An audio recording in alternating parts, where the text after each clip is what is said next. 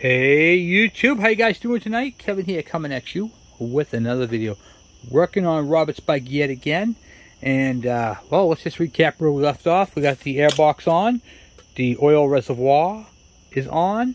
We got some of the wiring and stuff fitted through.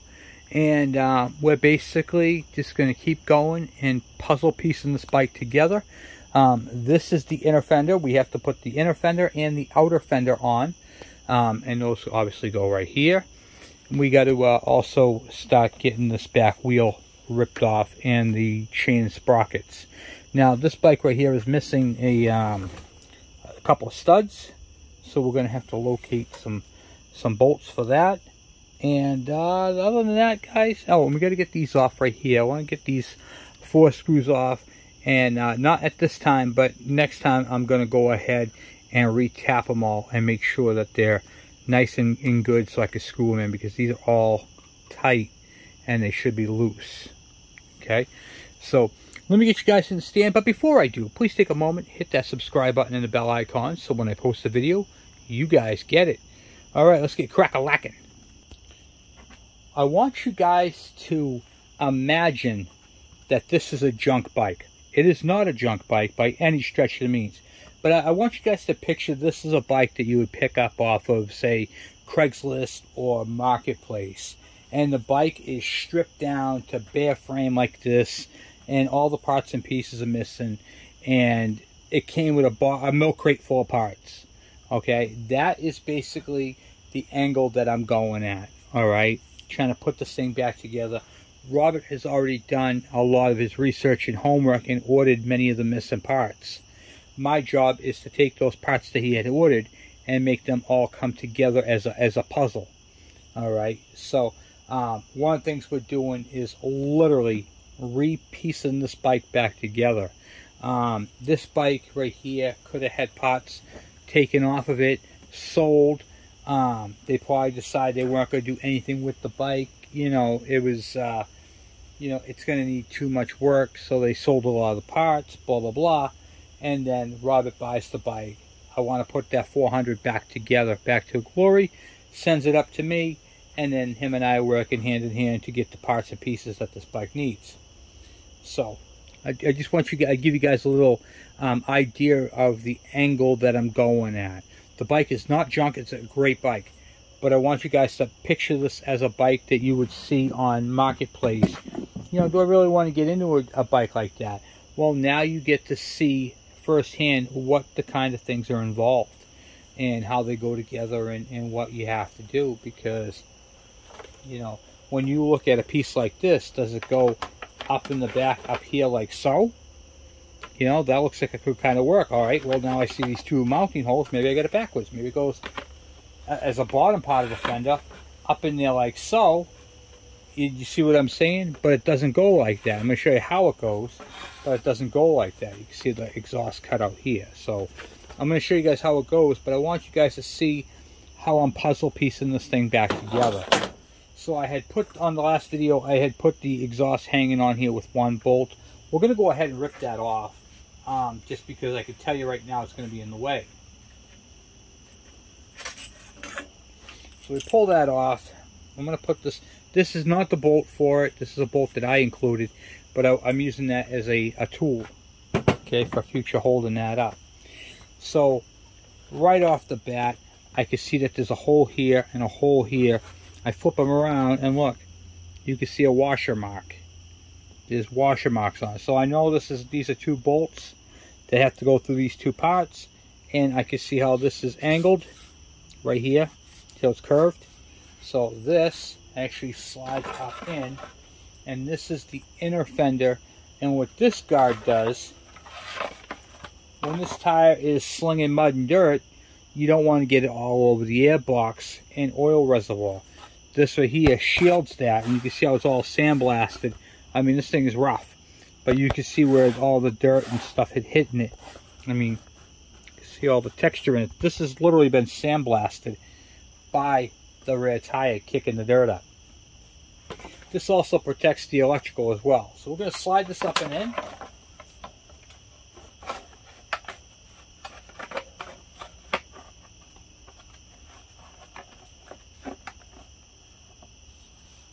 And now we get to see exactly how it fits up and in there.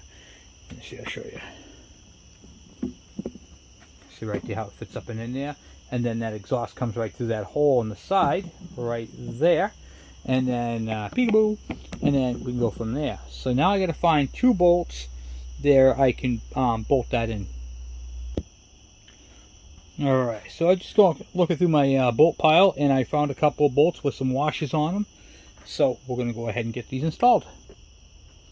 All right, we'll see if we can get this to go into its place where it's got to go.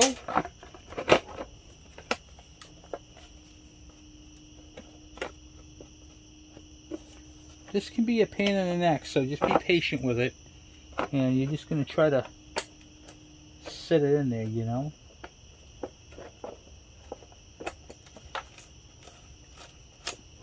Okay. Don't tighten them. Just set them in there and note how many you're putting in there. Now what I'm trying to do now is see where the electrical all fits in, how it seats, how it sits in the into the frame and all that type of stuff. So, because this can go either way. You want, and here's your brake light switch. But remember, this thing's been apart before, so we don't know how it's all come apart, how it all goes together. And the electrical system is not sitting where it should be sitting. So now we're trying to figure out where that should be. Like, we know this rubber boot goes over the plug. So now we're going to try to mess with that to try to get that boot back over the plug.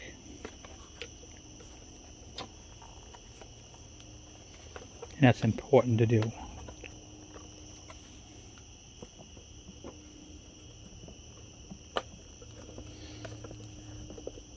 It's really just like a paying attention to detail, you know, because you want to make sure you're doing a 100% job, but at the same respect, you didn't take it apart, so you don't really know how it all came apart and how it all goes. So you kind of got to assume of how it's supposed to be when working on the bike. See? Fit up in there like that. A couple of straight wires. Boom, boom. And now it's going to fit up in there like that. And look at that, huh?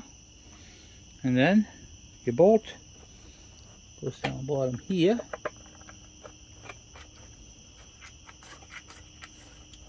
And you never tighten the other side, so that's good. Now what I'm going to do is I'm going to get a ratchet wrench. I'm not going to tighten it. I'm just going to snug it up a little bit. I just did the other side because I was already over there. Kind of winded them in a little bit. Don't go too crazy with them because you want to see where they sit. All right. Now I'll show you. So then you're going to have to deal with up top. And you can see where the bolts go. But the fender is going to go into there as well. So we got to make sure either the fender goes inside or over. So that's what we got to figure out next. Okay. Now we have to be very careful with this because this is professionally painted.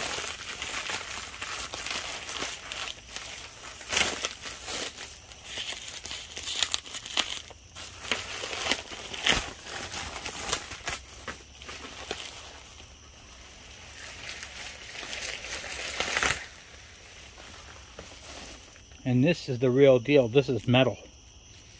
This is not a toy. Wow.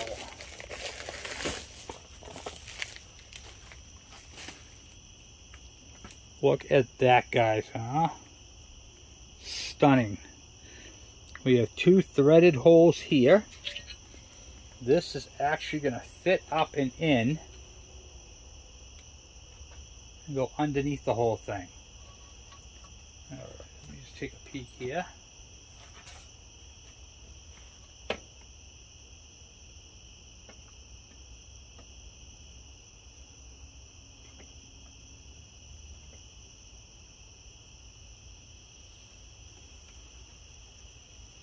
Okay. So we need to get the rubber mounts that go inside this fender. It's missing both of those that hold it up. And also holding this up is the directionals, which are going to go through and hold that up. So there should be like a big cone rubber piece that goes on these. See how they're tapered on the inside? So it would be like a cone, a rubber or a plastic cone, and then the wire would come through, and then you can see all the wiring clips. A grommet.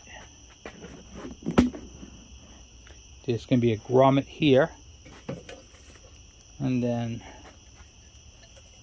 this right here would fit right on there, just like so. So we have to run the wiring. The wirings ran incorrectly, so they have the wiring coming down through here, but it actually, we need to get a grommet for the back there. It comes down through here and goes through that hole.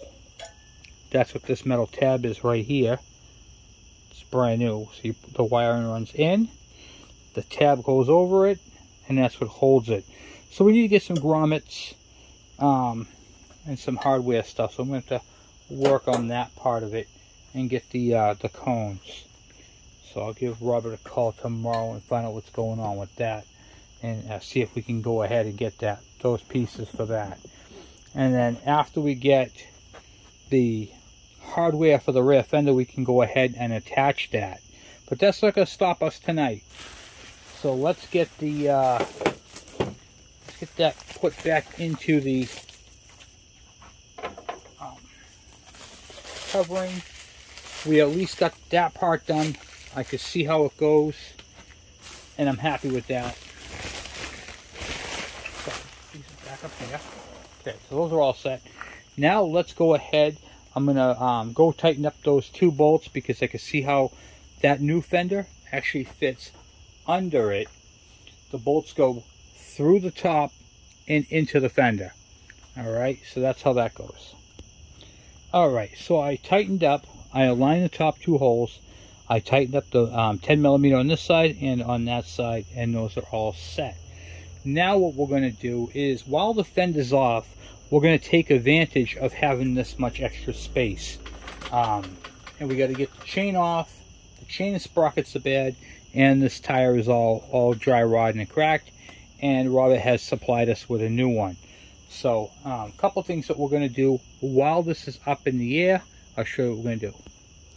So part of this is the tire is all dry rotted and cracked, which is, you know, that happens. It is what it is. So one of the things we're going to do is we're going to grab hold of the bike, and we're going to see if we have any side-to-side motion. Okay, that's nice and sturdy and strong.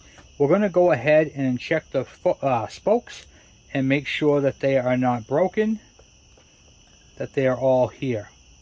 And what I'm looking for is, I'm grabbing them and I'm physically moving them. I'm looking to see if anything moves, any shakiness on them. They all felt good on this side. Let's go do the other side. If you guys watched my video on my DS80, I had some spokes that were wearing thin. Okay, because they are rubbing up against this. On mine, they were running really thin, so I had to get either new spokes or new rims. I'm just checking to make sure everything is secure on this bike. Okay. Nice. Alright. So then there's one other thing we should be checking, and that is to make sure that the rim is not warped. So we checked it from side to side, and I'm going to show you guys how I check to make sure that the wheel is still true. Alright, so I have a dial indicator here, and this right here is going to tell me if the bike rim is out of round. Okay, and I have it set to 0, and you can see the two limiters right there. Specification wise, I'm just looking to see how much it moves. Sometimes you'll have a rim and the specification is way out of round. Look how true this wheel is. You get like 5-6 thousandths out. You know, this rim right here is dead true on. Just to make sure, yeah, I'm looking at it where it's just touching the rim. And this thing, oh, there you go, right there's a little high spot. So what we could do in that point is we can adjust the, what do you call it, the wheel, the spokes, and it'll true that up. But I believe that is the only spot in the wheel that needs adjustment. Look at that. One little spot right there, and it's like 4 thousandths out. Yes, I'm 5 thousandths out. You know, 4 thousandths out. It's not even, that's perfect. So I'm comfortable with that. It's within my limiters, so I'm good. But if the wheel was really out of whack, we would have to go ahead and adjust the spokes. And this is one little smidgen part. What does that mean? That means that if it was way out of true being plumb and straight, what could happen is you could hit a jump and it could literally fold, or taco as they call it, the rim. It could stress out the spokes where they snap. There's a lot of things that could happen, and the performance of the bike would greatly go down, especially where this is an enduro. This is going to be on off-road. So this wheel to me is in perfect spec, and I'm okay with that one little spot on the wheel. I mean, look how much I have to turn around just to get to that one little high spot right there, and it's only a few thousandths out. I'm good with that. If it was past my limiter, past the 10 mark, then I'm going to have a problem with this. I'm going to be like, okay, we got to true up this wheel, and then the wheel comes off and goes into the onto the stand, and we'll have to true it up. But we don't have to do that with this one. And make sure if you're using a technical instrument like this, you clean it and put it away properly when you're done, and it will last you. And keep it in a nice, safe, dry spot.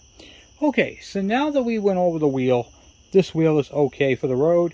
I'm good with that. It's actually more than okay. It's excellent. And now we're going to go ahead and pull it off, because we need to get a new tire and inner tube onto that wheel, which we're not doing tonight. We're just going to pull the wheel tonight. Alright, so now we're going to start tearing things apart, and the first thing we're going to do is break these adjusters loose. We want to do that first. I'm going to tell you why we don't want to just take the axle out and the chain off and then that right there will loosen them up that way. This is already all bolted together. If we loosen these up, we don't have to fight with them later. So real quick, I'm going to take a brass brush.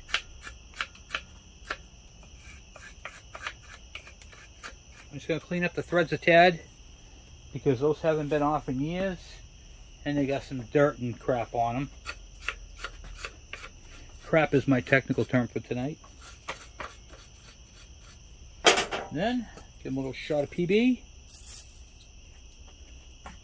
and this right here will help lubricate them, so I don't have to deal with them struggling. So we don't have to struggle with things. We don't want to struggle with things. We want to do things nice and neat. So we're going to go, this is the 10 millimeter. We'll go over the 10 millimeter into the back. Sometimes there are 12, sometimes there are 13. Yeah, 13.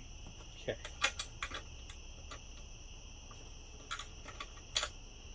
Then you just want to back them out a bit. Tad. Remember Tad? That's what you want to do. You want to make sure you back those out a tad. Do both of them.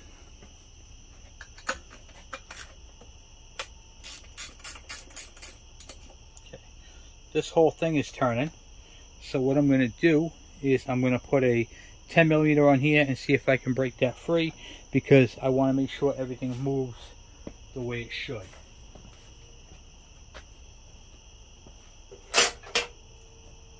This one right here I know does, so we're just going to see if we can break the adjuster loose, which we can.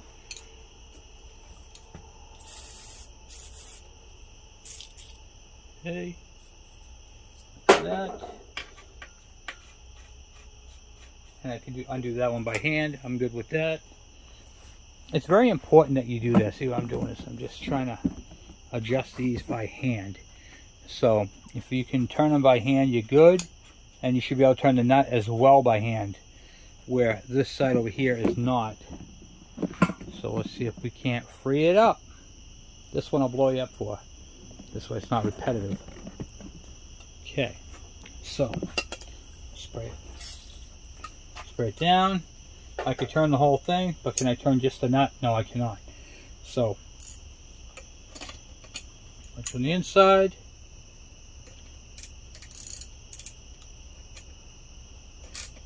Okay, that's good. That moves. I'm good with that. Nice, I can move it that way. And now, okay, I'm good. So now I can do that. While we're over here, let's see if we can undo that chain link. Because this bad boy, you can see right here. If you look, see the ends of the teeth? They are just hammered out. They're not even fitting in there. It should take up that whole area. And you can see how it's off to one side. See, here's the tooth right here poking through. This right here is just going to strip out, and this chain's going to go right around there like a pulley. So this thing needs a new chain and sprocket, and one of the issues that we have is 2 missing bolts. So not a big deal. While we have it apart, we're just going to rotate it till we get to the master link. There's the master link. The master link, you can see how on this one right here, it's actually facing in the proper direction because the tire rotation is this way. And when you're doing these master links, oh, this one's bad. Look at this. See how it's loose? That's a 1 link. The edge of it should always be, picture it like an arrow. Okay, so we know that is 1 out. So let me get something to pop that off with. Okay. All right. And rotate that back. You can see how I moved it forward. Heard that snap. That's good. Master cylinders, when you master links, you should always change with the chain. Most chains come with them, but if it doesn't, in the highly unlikely event it does not come with it, make sure you spend the little bit of green and buy yourself one, because these are very important.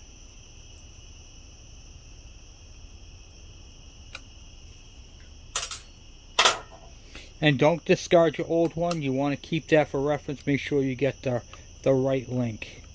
And I'll show you how to tell, because there are so many different links you can get.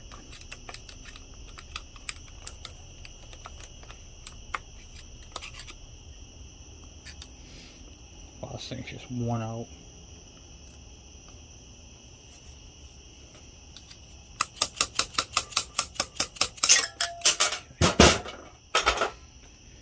There is a distance from the base of this to the top up here.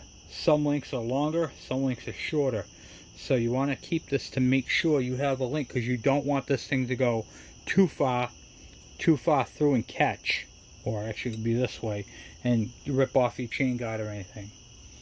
And you can see how 1 out these links are, these teeth are.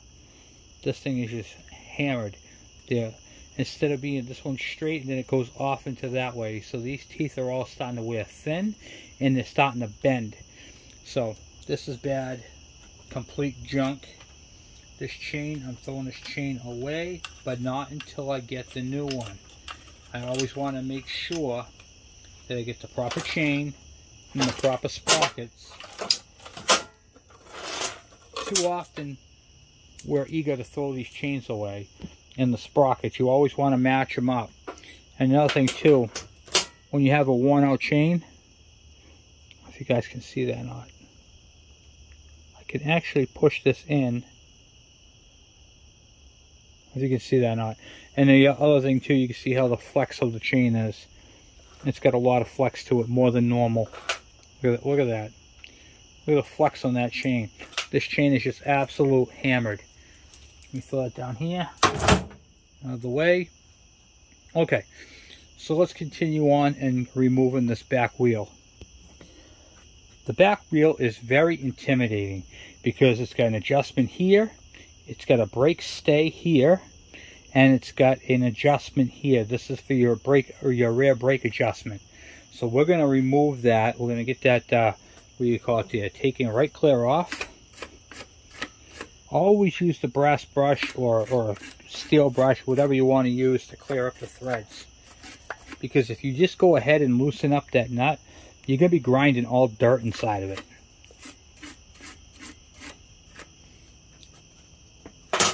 This right here allows it to come apart. Man, you can tell it's got good wheel bearings, huh? Look at that thing. It's like being on The Price is Right. And then brakes. Okay. Which, when we get this wheel apart, we're going to inspect the brakes.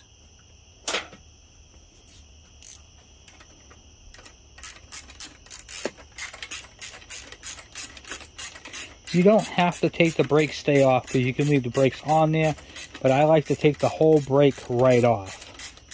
So I always take this piece off.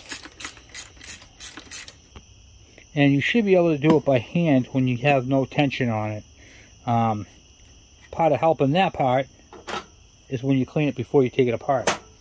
And do not lose this. This is a specialty nut. See how it's taped? It's got a cone to it right there, because it contours the pivot point. Alright, so we got that off. Next thing we're going to take off is the two cotter pins, one for the brake stay and one for the axle itself. Now the brake stay is literally what it is. It's a brake holder, so it stays the brake, keeps it from not moving. I always take my cotter pins off and throw them away, but before you do, always make sure you save them so you can see what size to get. If you can take them off whole, that will help you.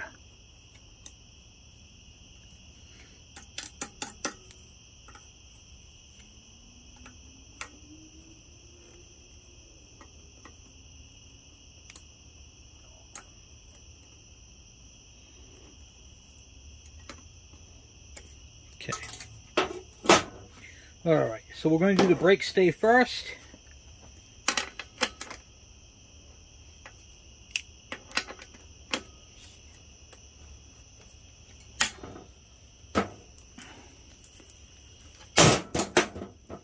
The factory one, it actually holds itself in the back.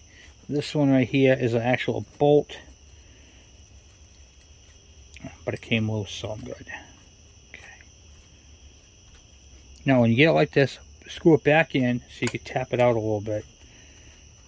It'll help you get the brake stay bolt out. Then that goes down. But what I do is I'm just going to put the bolt back into it, washer, and nut. Now I don't have to worry about where they are. Okay? And then that's all loose right there. See the brakes? So basically, if you didn't put the brake stay on there and you slammed on the brakes, this is going to lock up and it's going to spin the whole brake caliper piece all the way around, and it's going to be a mess. Alright, next part is the 22mm.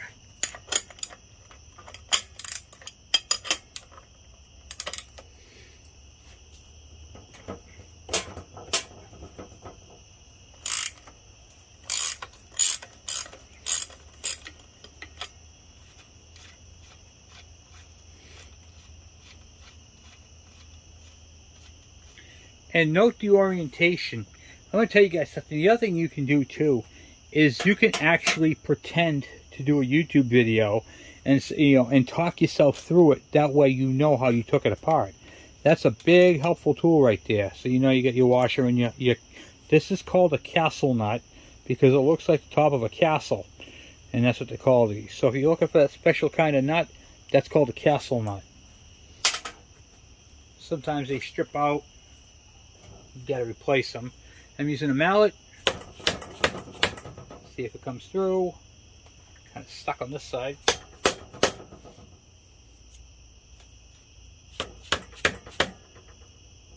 let me see if I can show you what's happening. When I'm banging on the axle, it's actually stuck right up in here. So we're going to use a screwdriver. Pry it back like that.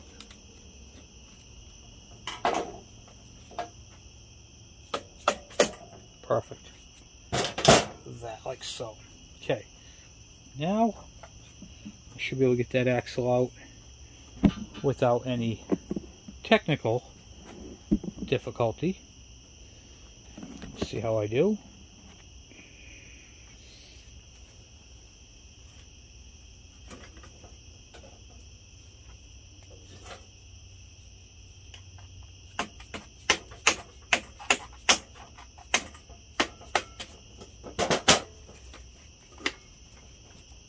Just there. Boom, boom, boom. Wanted to show you guys this too. Another cool thing you can do is put your screwdriver through your axle. If you have to pull on it, you can lift up the wheel and kind of walk it out like that, if it comes out. Sometimes these things get all corroded, rusted, and thick oil and grease and sticks. But in this case, this right here, you saw how nice it spun? It's the same thing. Okay. So I'm picking up the wheel, pulling out the axle. Then, what I'm going to do, before I go any further, I'm going to reassemble it with anything that might come off, like a skewer. See, just assemble it with all the parts and pieces that have fallen out in the order that they go in. See, there's a spacer on that side. Piece here. Washer and castle nut. Separate them, and I'll put this aside on my bench. Now I don't have to worry about which way that goes together. Then I have my pivot and my specialty nut, and you can see how they fit together. They contour each other. Okay, and then there's a spring right here on the brake arm. So this goes on first like this, and then so I don't lose any of this, because it sucks when you lose them. And I just noticed something else too. I did have a seal right here that can pop off, so I'm going to put this on the axle as well. Okay, so dust shield facing in, spacer, adjuster, washer, castle nut, and off to the sides. Okay. Then we have the brake drum exposed and the brakes. There are the brakes, and we're going to take a measurement. We're not doing this tonight, but on both of these pads, and we're going to do an inspection. I think these brake pads are beautiful. Yep, that's just some part. Okay, perfect. I'm happy with those. The rear wheel is off.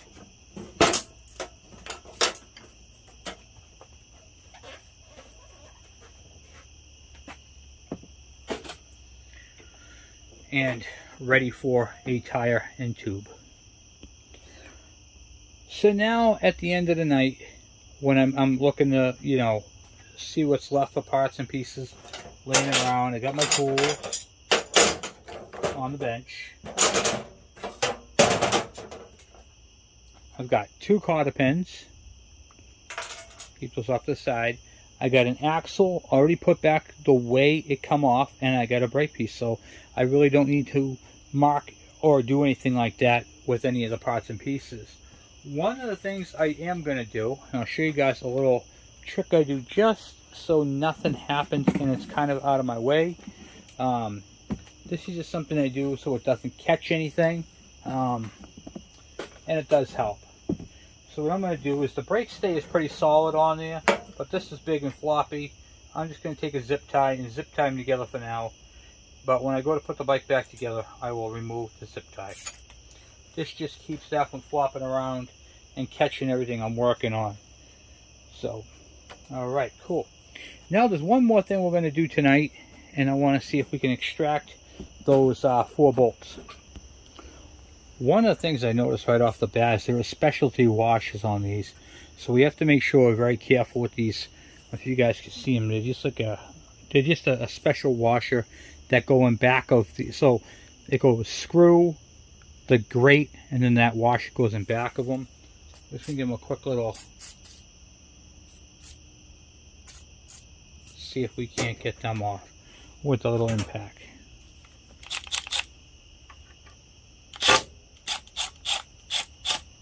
Oh, okay.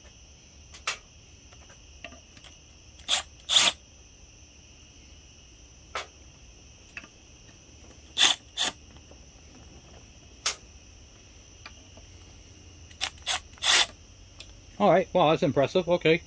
So they all came out, and then next time we come out here, we're going to run a tap through each one of these 4 right here, because we want to make sure that they are, you know, when I go to tighten them down, it's going to be, they're going to tighten up. Alright, cool beans. So, that's where we're at with this bike right here. We have made some progress, and we got to clean up while the wheel is off too. We're going to take advantage of having the wheel off. So when you're trying to plan your strategic planning on step-by-step on what to do with your bike, in this case right here, you can see where the frame right here is boogered up, but the tire would be right here. Okay, the tire and the chain, everything would be in the way. Now is a good time where there's no fuel tank, no carburetor, no fuel lines, no chemicals or fuel around the bike, no tire, nothing in your way. Now is a good time to grind off all that weld, and that is a painstaking job. So I'm going to show you guys. I'm not doing it tonight, but when I grind that off, okay, because I'm going to show you something. The kickstand mount has to be welded there. Okay, so that all has to be done. It has to be done at the right angle so it holds the bike up, and so that the pad sits flat. So there's a lot involved with this and how it goes, and you don't want to set up those things like that. You know what I mean? You want to have it out, but we're going to get that grinded down so we can weld this in properly, so it holds the bike up and does what it's supposed to do. Because you can't have it like this, or else it's going to come out here. It has to come back. You know, you know how a kickstand works. I don't have to tell you that. But we have to grind the frame to re-weld that back on there, and this is a booger weld. And this is the worst kind of weld you can possibly look at. And I'll show you a little bit more. You see how whoever welded this, it looks like they used like a Harbor Freight welder. It is just really bad. It looks like it was done with a just a flux welder. It is bubbly. They didn't have good penetration, and that's why the kickstand came off in the first place. So, and these bikes are known for that. The bike is a heavier bike, and the kickstand is held on with that, so we might have to make a gusset, and I'll show you guys that at another time as well when we go to weld that. So, all kinds of stuff, guys, all kinds of stuff. This bike is coming along beautiful. I can't wait to get it done, especially for Robert. He's going to love it. So, next video, we're going to grind this down and get this thing grinded out. Actually, I'll probably do it. I'll start the grinding process.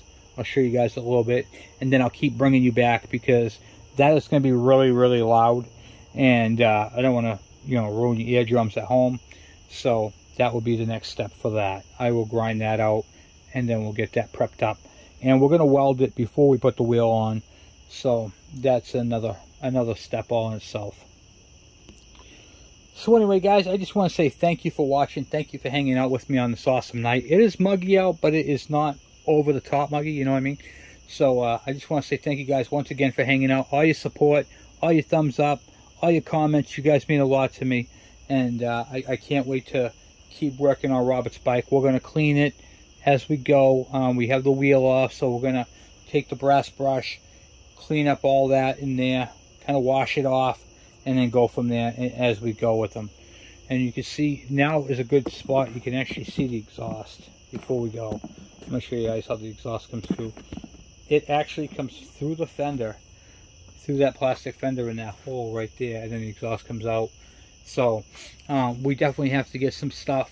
I'll let Robert know what he needs to order for the ears, the mounting on all that, so if it's all up and in there. Other than that, guys, this thing is sweet, and I'm very happy to be working on it. Anyway, guys, thank you for watching, thank you for subscribing, and thank you for hanging out with me. I'll talk to you guys later. I'm out!